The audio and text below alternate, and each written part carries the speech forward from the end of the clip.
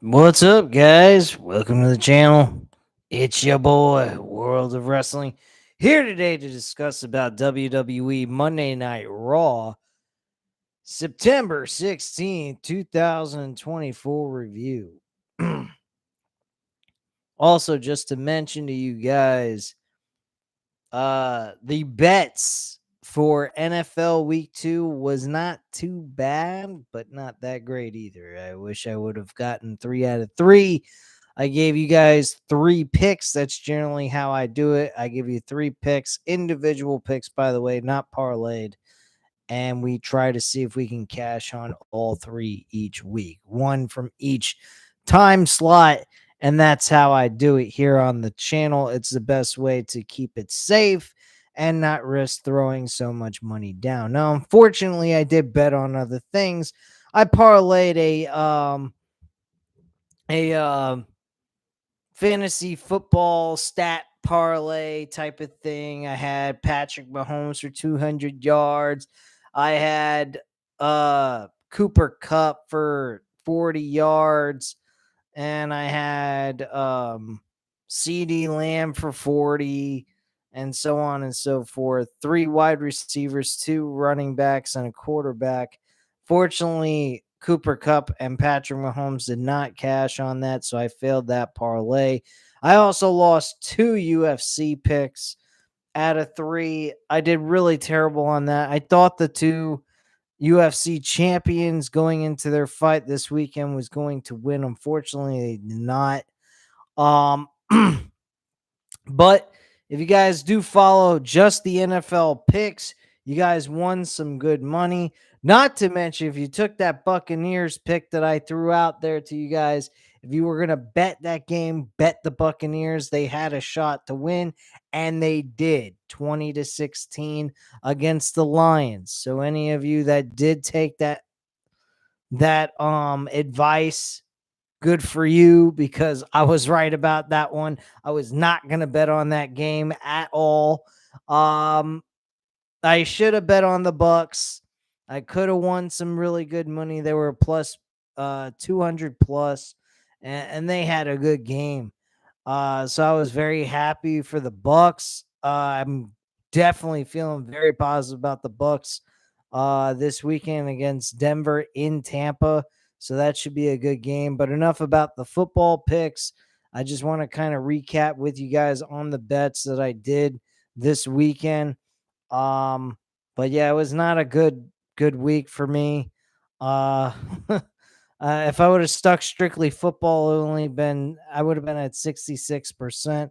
I only got 4 correct bets, 5 wrong. Very bad week for me. Very unusual for me, actually, but I just did a little too much, got too many wrong, and blew my weekend in the shitter.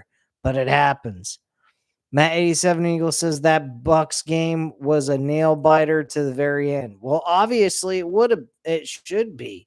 I mean, the Lions were not some shitbag team, but the way they played last week against the Rams, who came into that game against the Cardinals this week, didn't add up. The Cardinals beat the shit out of the Rams and demoralized the Rams completely. And the Lions had a tough game against the Rams.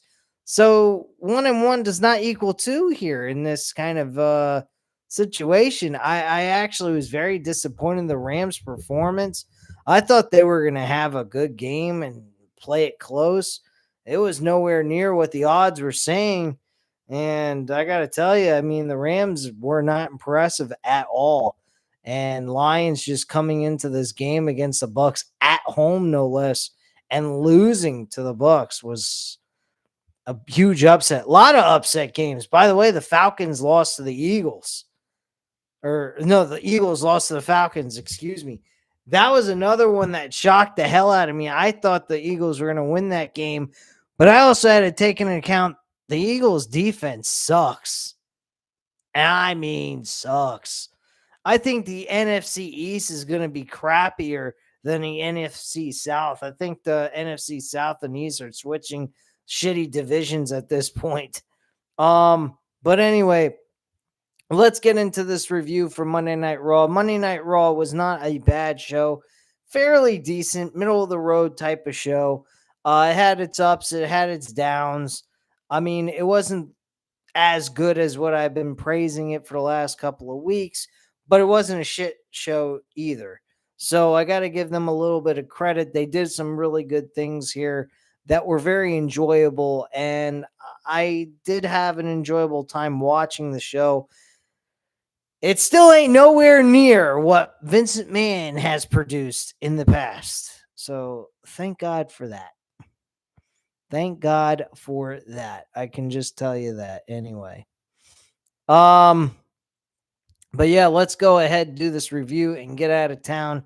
It's getting late for me. I got to be up at 7:30 in the morning for work, so I want to get this done as soon as possible. Give you guys my insight on the show with the segments, and then we'll catch you later on Wednesday for Dynamite. Anyway, CM Punk kickstarted the show. His demeanor on the show was very good. I liked his reaction. I liked how he was acting towards how Drew McIntyre has acted towards him in the attacks he's made on him, ripping the bracelet in pieces, and so on and so forth. So I thought that this was fairly decent. He said that the only thing he would have done, the only way he's going to lose this match is basically by death. He's going to have to nearly kill him, which obviously we all know CM Punk's winning this match without question. Matt 87 Eagle says, "Can we get more women's matches like Io versus Bianca Belair Triple H?" I thought that was an okay match. It did not intrigue me all as much as it enticed you, Matt 87 Eagle. But I have to admit, I think the segment of the night was Bronson Reed and Braun Strowman once again. I mean, these two fucking destroyed each other. I felt like I was watching the Attitude Era all over again with the chaos and carnage that they were providing in this segment. It was just fucking unreal. By the way, guys, as soon as I move into my new home, I am definitely after I save some money, I am definitely getting a new computer. I can tell this is really piss poor. I don't like the 1 minute it's okay, next minute it's like frozen and stuff, and it's all fuzzy. The picture quality is not as good as normal, and I'm a little disappointed. I think I'm probably better off going back to my phone till I get a new computer. But I do like the interactions I can get with you guys and whatnot about these shows and so forth. So I'm going to continue to do this. Um, so hopefully I can get this channel back up and running for live streams because I remember I used to get a ton of comments in the chat compared to now. Now I seem to be able to get through a stream without even taking a moment's hesitation to look at the comments in the chat. So I definitely want to improve this channel a little bit more. But yeah, let's continue with the review, guys. Hold on. So that's pretty much Punk's delivery here. He promises he's going to make him bleed. He's not going to promise he can kill him or anything because he doesn't want to make a promise he can't keep. But yeah, he wants to go ahead and make Drew McIntyre bleed. Again, where is the initiative to go ahead and make the loser leave town in this match? That's what should be booked here. I don't understand why they're passing this up. It doesn't make a whole lot of sense to me, and it's not real appealing to me at all.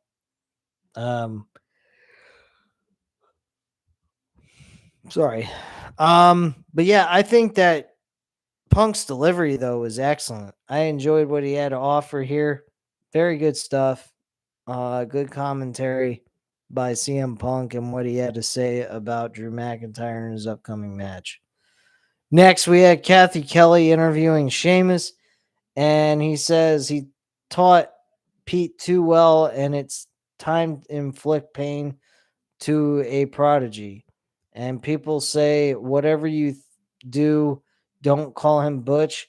He hates being called Butch. The fans chant Butch. Sheamus says, tonight, Pete becomes his Butch.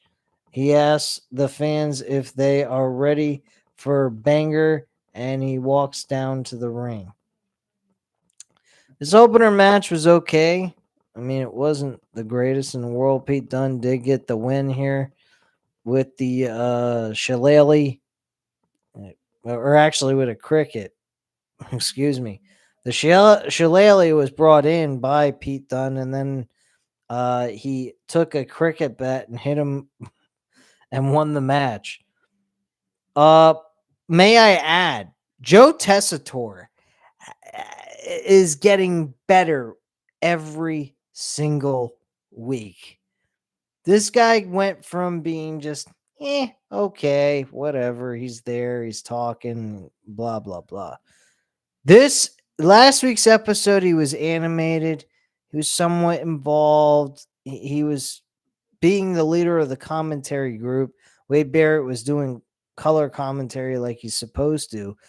But tonight, Joe Tessitore took it to another level, man. Joe Tessitore in 3 weeks has improved immensely. He has done amazing in his commentary position. I love what he offers here. I thought he was going to be another sports commentator, wannabe commentator in sports entertainment type of thing, and he has proven me wrong 100%. He's great commentator for boxing, college football, all that. But man, oh man, he brings a whole nother level to this wrestling commentator and shit since he has come in the last 3 weeks. He has really changed his commentary a lot. He's more animated, more involved. He is excited. He sounds like he's excited to be there. Sounds like he's having a great time with Wade Barrett. They gel very well together. As weird as that might sound, I didn't think they were going to even gel well together, even if Joe Tessitore could do well at this job. And Joe and Wade Barrett together are just killing it like Michael Cole and Pat McAfee. I am absolutely loving these two commentating. If they could fit Joe Tessitore to do commentary for pay-per-views with Wade Barrett, doing raw matches on the pay-per-view with Joe Tessitore and Wade Barrett and Michael Cole and Corey Graves doing SmackDown commentary for their matches, I'd be cool with that. Honestly, I think that they are fucking awesome together, these two. And Joe Tessitore is just a mixture of Michael Cole and Pat McAfee rolled into one person, man. He's full of energy. He had a sign, Portland goes yeet, some shit like that. And he was holding the sign, and Wade Barrett's looking at him like, what the fuck are you doing? I thought that was fun. Joe Tessitore, man, he is learning quickly how to be good at his job. And he's doing a fantastic job at it. If he wanted to quit doing all sports and focus straight up on just pro wrestling, he would make it in this business without a doubt. I mean, straight up, he'd be calling fucking, he's great. I love Joe Tessitore, man. I thought he was going to be, he'd sound good on the mic, but he wouldn't be all that energetic or whatever. He is fucking awesome at his job. Love his work, man. Anybody want to tell me Joe Tessitore is shit at his job? Go fuck off. Really. Just go somewhere else. You don't need to talk to me. We're not on the same page here. I mean, geez. The guy's good at his job. Really, he is. And I've enjoyed what he's offered here in this on this show, and I think he's been doing an excellent job. 100%. Um, Sheamus Pete Dunne match was a good match. I think it deserved to be on the pay per view for Bad Blood, but then again, there's plenty of matches on there, so it probably would have been too much to add on there. What? Sorry, guys, I'm just tired. But yeah, great stuff, man. Good matchup overall too. We cut to Damian Priest, Rhea Ripley walking backstage. Jey Uso stops them, and he tells Priest he will have his eyes on his match with Dominic Mysterio. In comes Xavier Woods, and he tells Priest, um, and Rhea that they haven't seen eye to eye, but that was in the past. He says he and Kofi want to go in it alone tonight for tag team titles, and he is asking Priest and Rhea to stay out of it. And Priest says he can respect that. Jay eats, and as does Rhea, with Jay walking away. Now, apparently, it looks like Jay and Rhea might develop a storyline relationship on television here, um, as a possibility. That might be interesting. Maybe it won't. I don't really particularly care, but if they want to team those two together as a relationship storyline, I, I guess that could be interesting. Backstage, Braun Strowman is warming up when The Miz walks up to him. Strowman shows off a bruised bicep injury, but says he is ready for Big Bronson Reed. Miz asks what Strowman meant when he said Miz was no match for Reed, and Strowman insists he meant no offense, but sometimes it takes a monster to beat someone like Reed. Miz tells him to be ready, and that's that. We have Natalia versus Zoe Stark. Natalia gets another W on Zoe Stark in this match. This match was not all that big of a deal. I didn't particularly pay much attention to this match at all. But she rolls her up and pins her 1, 2, 3 with a trade of roll up pinfalls. Backstage segment. Kathy Kelly's backstage with Rhea Ripley. She asked Ripley how her knee is. Finn Balor interrupts and says he's been meaning to catch up with Ripley. She's going to give him a chance to speak. Balor says he really feels like Ripley is just as bad as Damian Priest. She said they were a family and acted like she cared, but all she cared about was herself. Ripley scruffs, and Balor is tired of being blamed for what happened to the Judgment Day. Ripley and Priest are the reason he didn't become world champion last year, and they're the reason for everything bad that has happened to the Judgment Day. Ripley says Balor isn't going to rewrite history to protect his ego. They were a family. Ripley kept them from fighting because she loved her family. If Balor wants to make them the bad guys in his fictional story, at Bad Blood, Balor, Liv Morgan, Dominic Mysterio, and the other two bozos will be destroyed. Balor says he has one more thing to say. When Morgan was putting the moves on Mysterio, Balor was the devil on Mysterio's shoulder, telling him to go to Morgan. Ripley sneers at him, and Jay walks up and asks if there's a problem, and Balor says he's just catching up with an old friend. Balor warns Uso to worry about the Intercontinental Championship because Ripley is out of his league. Balor walks off, and Ripley thanks Uso, but she thinks Balor has a point. He needs to focus on the title. Uso says he's on the way to the ring right now. I think that segment with Balor and Ripley was excellent.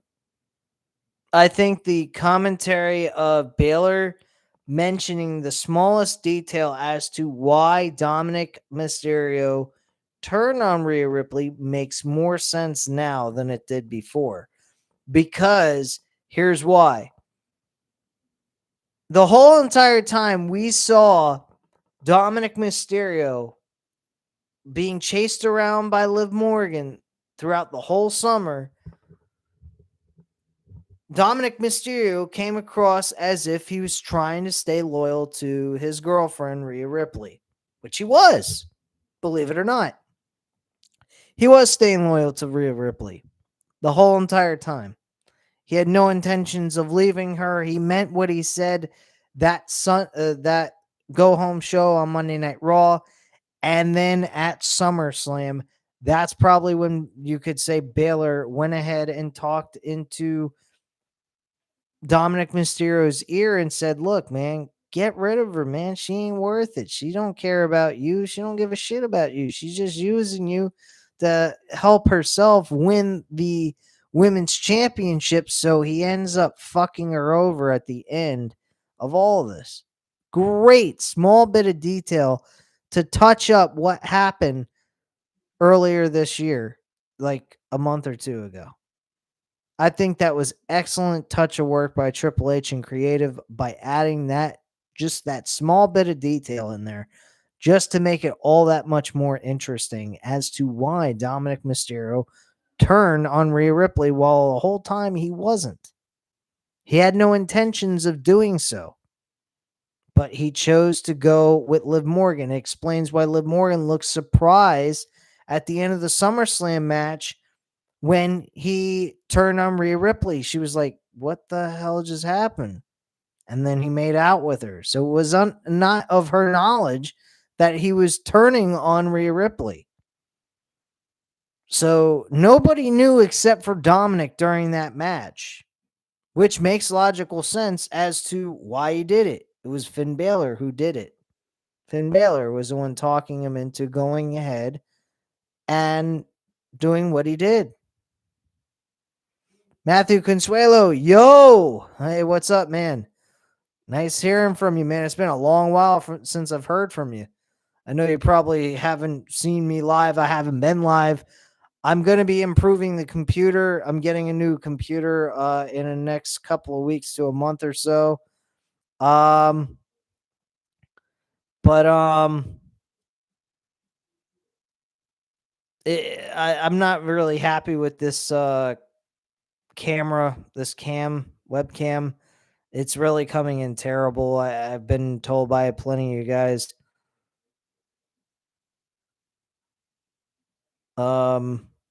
Many a times to go ahead and get a new computer and whatnot. I'm just a fucking cheapskate right now. I was trying to save money for a house. I finally got one. So I'm going to be moving into it on September 27th.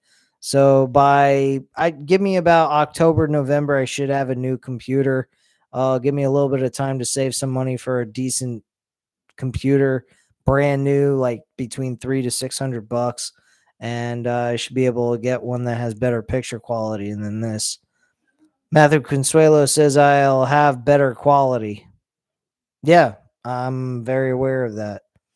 But yeah, very very good little touch there with the WWE creative team with Finn Balor pretty much announcing he was the one that went ahead and told Dominic to turn his back on Rhea Ripley. I thought that was very good. Anyway, let me fix this camera real quick because I'm trying to switch positions in this chair. Anyway, next up we had Jey Uso coming to the ring to talk about his match against Braun Breaker. His match against Braun Breaker is going to be on Monday Night Raw, unfortunately. So the IC title will be on the Go Home show, and we're not going to be getting anything from these two in the pay-per-view, which I think it deserved a pay-per-view spot. This is a good match. Why it's not, I don't know why. Anyway, makes the way to the ring. Um, Crowd goes nuts. Uso says he's got a match against Braun Breaker. He's going for his first championship and excited about it. I don't know about his first championship, but he has been trying to win his first title ever and so forth. Matthew Consuelo says, you know how those streamers on Twitch have better quality? I don't know what those cameras are called.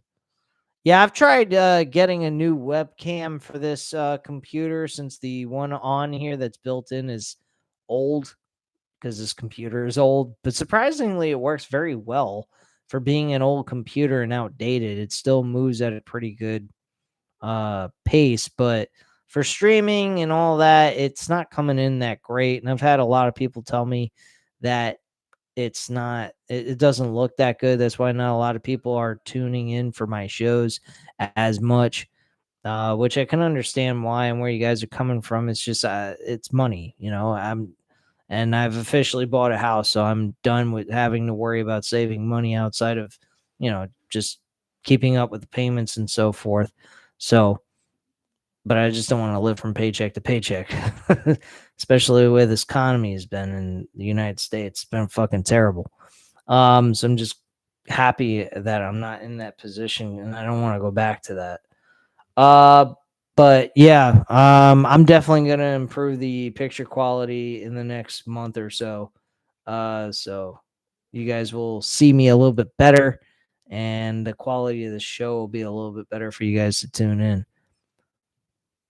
Matthew Consuelo says, "Who do you want to win, Trump or Harris?" Well, obviously, with the economy being the way it is, Matthew, I'm going to go with Trump because Harris has been vice president with Joe Biden.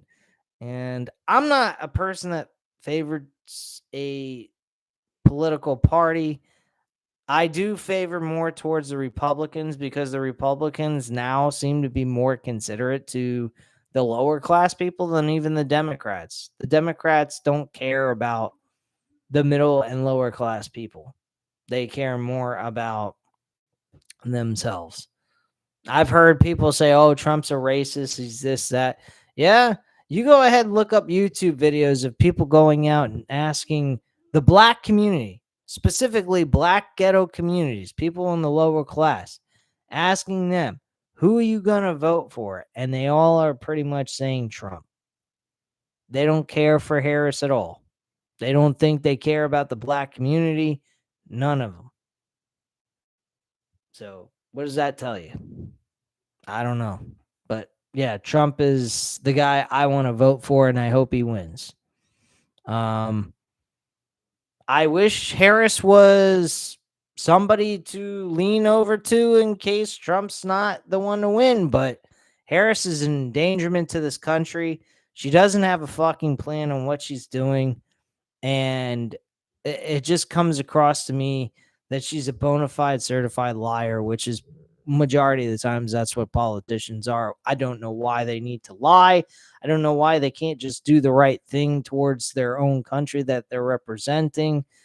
I just don't understand it. It just seems to me that they're just purposely trying to ruin the country that they're representing, to turn it into a third world country and make it a fucking shit show. Matthew Consuelo says, if Harris wins, this country is going down to shit. I don't want that either. Hold on. There's an icon in the way, so I can't quite see it. I don't want a war either. Yeah, there's a lot of people saying that there's going to be a war. There are people that are favoring Kamala are saying there's not going to be a war. It could be a war no matter what. They don't think Donald Trump will even get through Putin at this point, now that he's crossed over the line of wanting to have a war with Ukraine. I had a conversation with a pharmacist earlier today, believe it or not, and she's favoring Kamala Harris. She doesn't like Donald Trump. She thinks he's a racist, all this, and divides the country. Yada, yada, yada. Same old shit. But I'm I've been trying to take a look in deeper about politics and about Kamala Harris. And Kamala Harris just she doesn't have anything to offer to people to choose from on the other side. She's just one big giant load of bullshit. She says she doesn't want to take people's rights of owning a gun away, which is a lie. She's already said that she does. The only thing that she won't take away is pistols, handguns, which who's to say that a person can't get a gun on the black market and go ahead and start shooting people, leaving us defenseless against someone who decides to do something that fucking crazy. So it is what it is. But yeah, I agree. I think if Harris gets thrown into office, I think she's just going to destroy this country. I think that's really what these real politicians, I'm going to say, real politicians, their agenda is to destroy this country, turn it into a third world country and unite it as one.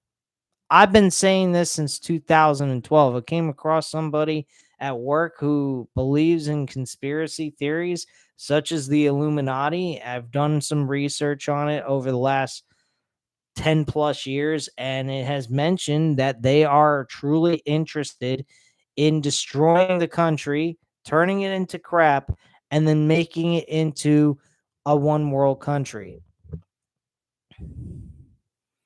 Matt87 Eagle says the fact that someone tried to shoot Trump again over this weekend is just insane. Matt, you know me, man. We're friends in real life, man.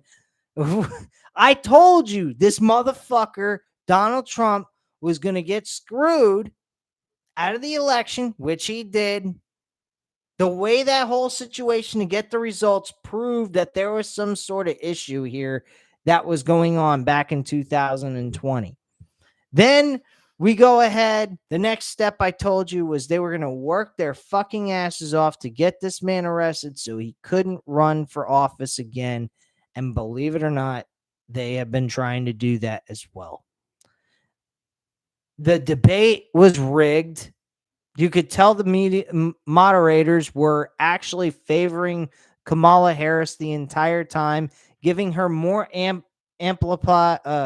more time to talk on the microphone and spill her spiel more than Donald Trump.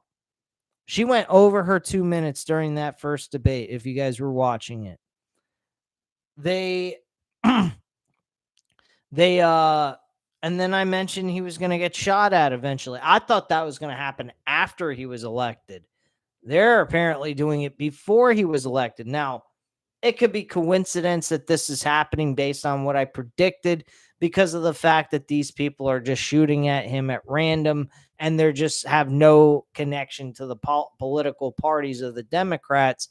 And that might be the case, but still, who knows? Behind closed doors, we don't fucking know what's going on. Why all of a sudden people are wanting to shoot Donald Trump for no fucking reason? Are you that fucking sick? Just go out and vote Kamala Harris if you're that concerned about Donald Trump fucking winning the election. That's what you do as a normal person. You don't try to kill him. I just don't understand this world the way it is today. It's like you do what you're told or you die. You get assassinated and killed. I'm telling you, the government is no place to fuck with. The politics will get you killed if you don't play ball with them. That's why Donald Trump is getting shot at. He ain't playing ball with these people. He ain't no politician, guys. Donald Trump's a normal, rich businessman. That's all he is. You go back and look at his interviews, he didn't think he would ever be running for president. And at some point, he finally changed his mind and he ran for president. When it was in the 1980s interview, look it up on YouTube. You'll find it easily with no problem. He even said it. He didn't think he would qualify for being in politics because he ain't like normal politicians. He don't do political shit. He tells it like it is.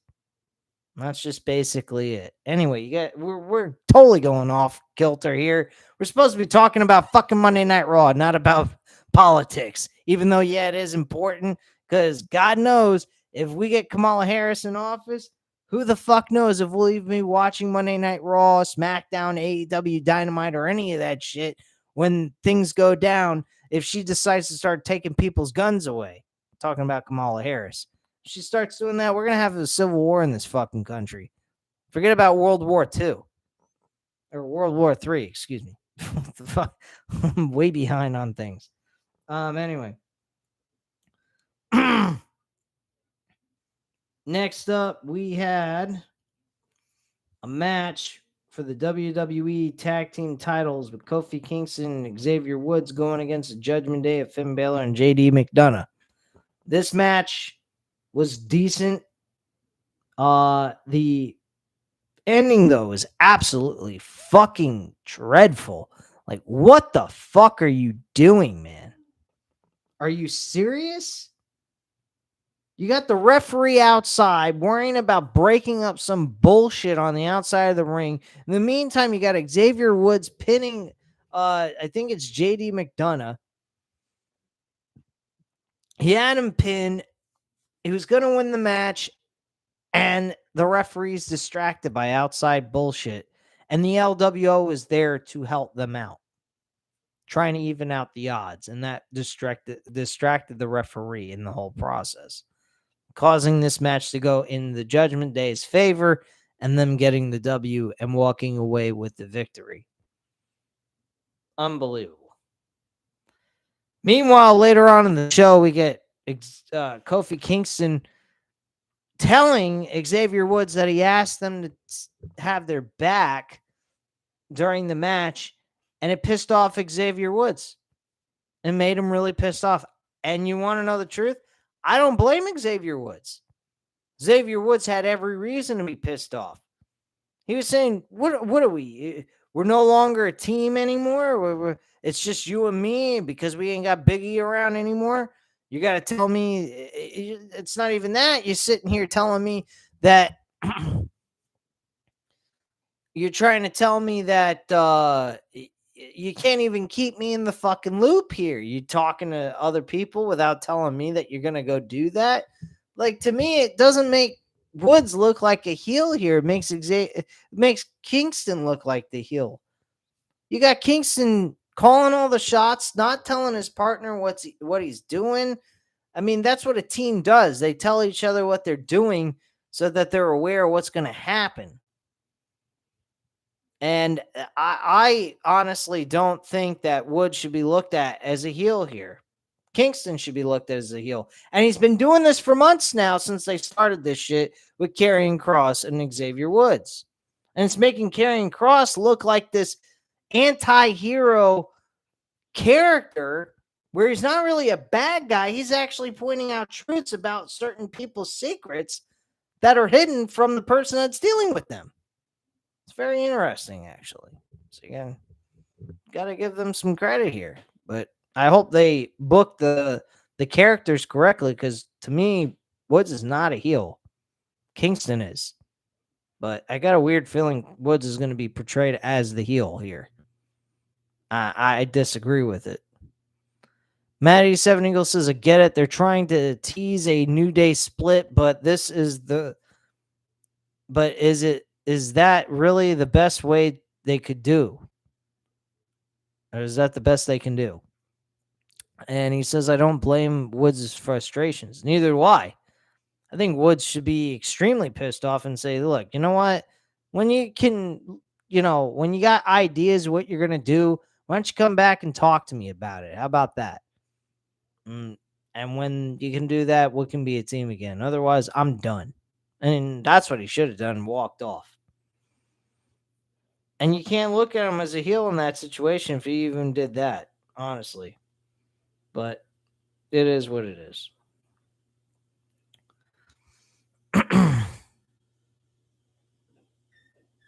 Anyway. On a split screen, we go backstage. Io Sky and WWE Women's Tag Team Champion Bianca Belair are shown warming up their battle tonight. Wyatt Six video package. This seems like they're moving past the whole situation with the American Made Thank God. It's about damn time. The screen glitches. Bo Dallas is seen. Even now, the words of the red grow stronger. Whispers like 1,000 voices screaming in silence, guiding the knife until our hands are one in the same. You speak, we follow. A QR code appears on the screen, and that's it. So it seems to me that they are going ahead and trying to move past the American made. I hope that's the case. Who they're going to face, it's probably a mystery. They're going to wait probably after Bad Blood, and then we'll get an idea where they're going with the Wyatt 6 at this point. So let's continue with the review. All right, backstage. Yeah, I already talked about this with the New Day's situation. Bronson Reed wants to tell a story about a monster. Reed has had opportunities taken away time and after time. He was deemed too dangerous and a hazard to the roster. Reed had to show how dangerous he really was and took out Seth Rollins, R-Truth, The Miz, and Braun Strowman. Then he got COVID-19, and they gave his opportunity to Braun Strowman. Reed won't cry about it. He'll do something about it. He'll finish the job with Strowman. The story won't be about Strowman. The monster will be Braun Strowman. It'll be Braun Strowman, the victim, the victim to WWE's true monster, Bronson Reed. So, yeah, this was the best moment of the fucking night. Really fucking good match. Really good match. Bronson Reed and Braun Strowman had a no contest. They ripped the fucking top rope off the hinges. The ring had only 2 ropes standing, and they just destroyed the entire ringside area.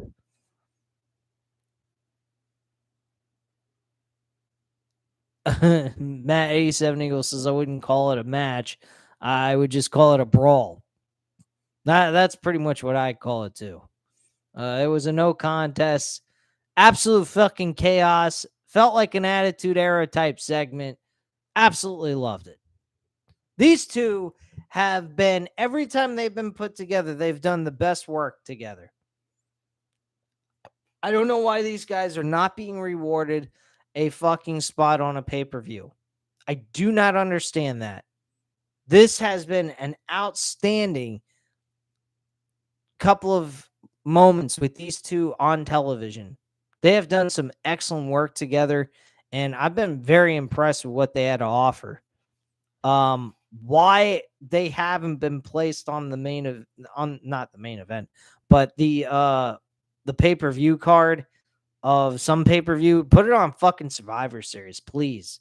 Last man standing match. Let's do it. Bronson Reed, Braun Strowman, last man standing at Survivor Series. I'd be for it. 100%. I don't know about you guys, but I would. Straight up. Fucking amazing stuff. They went through walls. They fucking broke tables. They broke the ringside areas barricade where they normally do by where the timekeeper and bell is. I mean, these guys just destroyed the entire area of this arena. I mean, it was fucking crazy shit. I mean, if you don't like this shit, I don't know what to tell you. I really don't know what's the matter with you, honestly. This is just beyond human stuff being aired on television for all of us to enjoy. It's over the top, larger than life type of moments like this that makes this stuff awesome. And I fucking love it. I thought it was great.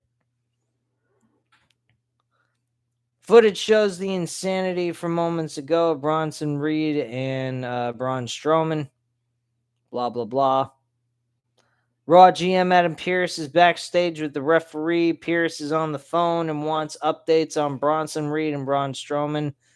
I got to admit, I really like to know what Adam Pearce's deal on Raw. It's always chaos on his side of the on his brand, but Nick Aldis's brand is more subtle, more calm, has more order, seems to have more respect from his workers than Adam Pierce does. These guys just go all out and fucking want to kill each other all the time and creating chaos nonstop, giving Adam Pierce a nonstop headache.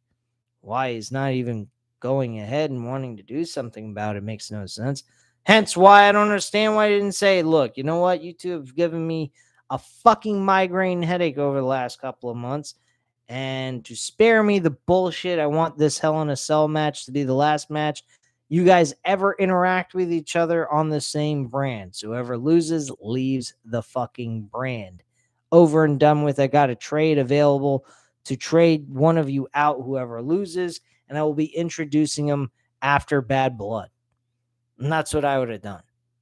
But, I'm not in creative. So there you go. Anyway. Sami Zayn, he comes out, he has a segment, he's trying to get his way of getting a match.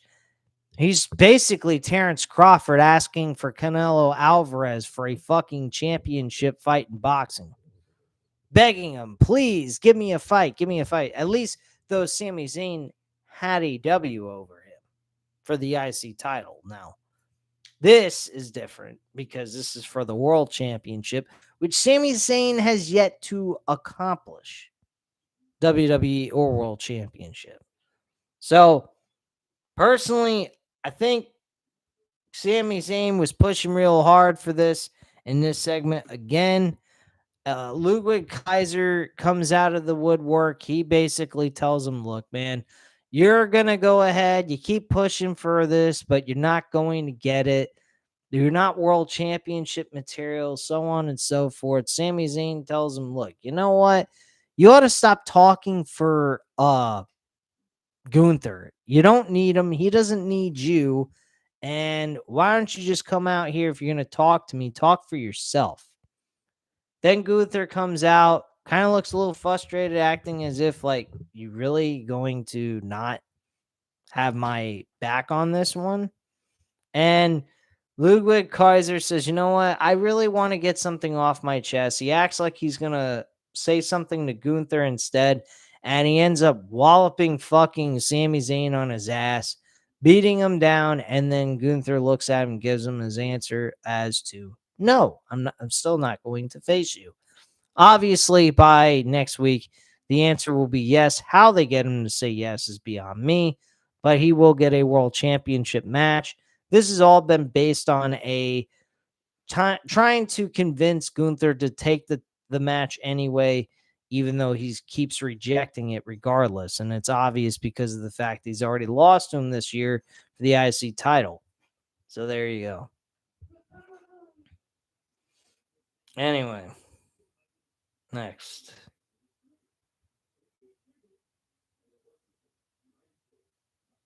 Hold on. Trying to get to the part where we get past that. All right, Kathy Kelly is backstage with Damian Priest, but women's world champion Liv Morgan walks up.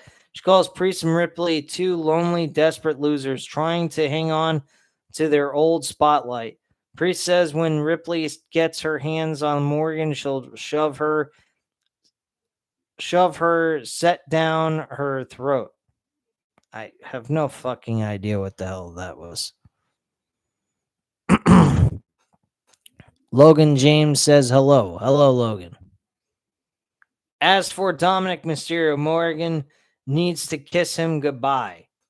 When Priest gets his hands on him, he'll put her scumbag boyfriend down, and Priest just getting started with those boys. Priest walks off. Okay, what the fuck you do? But very nice commentary by Priest calling Dominic Mysterio a scumbag. Io Sky beats. Sorry. Io Sky beats Bianca Belair in a one-on-one match. Surprising win there by Io Sky, actually. This probably gives Kairi Sane and Io Sky a shot for the women's tag team titles. Not that I'm really all that excited over the women's tag team titles. They're not really all that important on the show.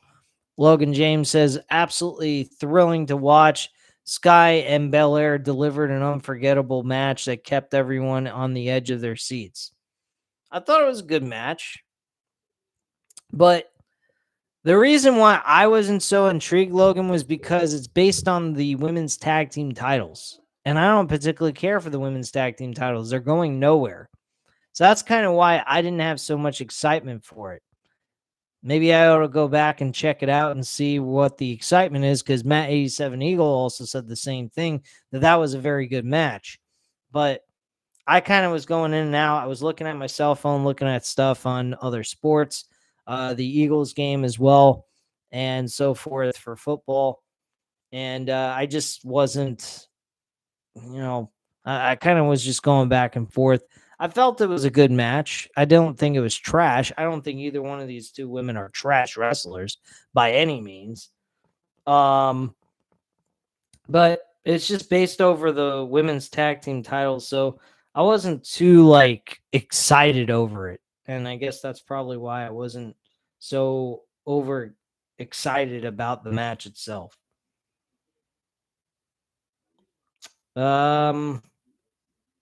Jey Uso walks up to Dragunov, and Dragunov wishes him the best of luck in his title match. Uso gives him a yeet and walks off. The Judgment Day walks up to Dragunov. Finn Balor warns Dragunov to choose his words wisely. Dragunov respects Rhea Ripley, Damian Priest, and Jey Uso. That's more than he can say for them. Balor says this is a friendly reminder. Next time it won't be delivered so nicely. Now they will take care of one of Dragunov's friends. Speaking of Jey Uso, I don't know if I really covered everything on that segment. Jey Uso pretty much was announcing that he was going to win his very first title. This led from one thing to another. Braun Breaker also was antagonized by his lack of success in the NFL, and that pissed him off. He tried to go for a spear. He ended up getting speared by Jey Uso, and Jey Uso looked like he was standing tall for this segment. Obviously, Braun Breaker is not losing the fucking Intercontinental title in his second title defense against a guy like Jey Uso. Jey Uso is great, but he's not anywhere near Braun Breaker's, hype. He's young. He's got a lot of time left, and he shouldn't be losing this title to Jey Uso. Jey Uso is basically a stepping stone for Braun Breaker. That's just my opinion on that.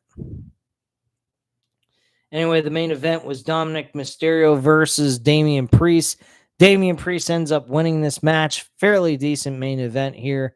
Thought they got the job done, and Damian Priest ends up winning with the South of Heaven and getting the 1-2-3 and the victory.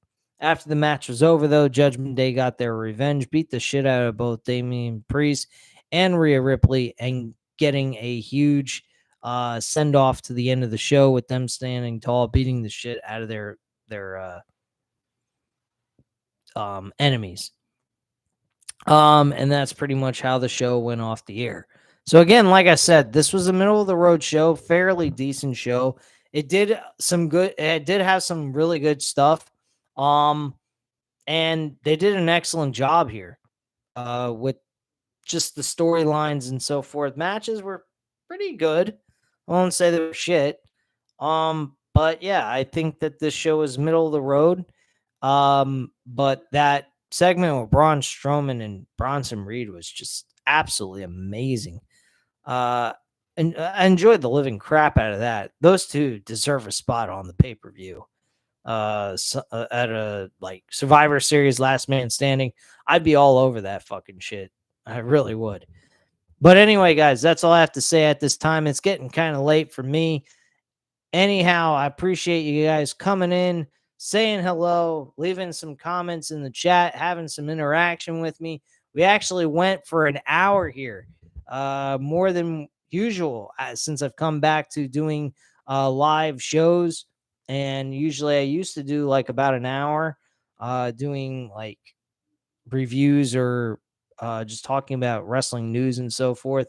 But I appreciate you guys coming in. If you guys did enjoy the video, though, by all means, hit the like button, hit the subscribe button if you're not already subscribed to the channel, and leave a comment down below. I'll definitely get back to you on that. Thank you guys very much for watching, and have a great night, guys. Bye.